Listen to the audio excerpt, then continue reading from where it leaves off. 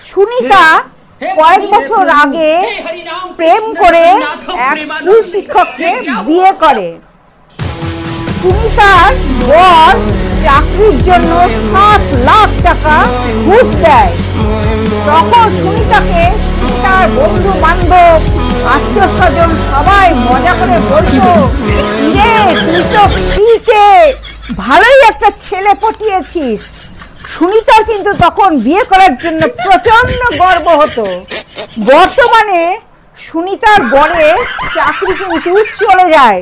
সুনিতা এদিকে কোর্টে ডিভোর্সের জন্য কেস ফাইল করে। সুনিতার বর সুনিতাকে অনেক বোঝায়, কিন্তু সুনিতা ডিভোর্সের ব্যাপারে একেবারে অনড়। এতে কি হলো, সুনিতার বরের টাকাকে টাকা গেল, চাকরিকে চাকরি গেল, বউকে বউ গেল।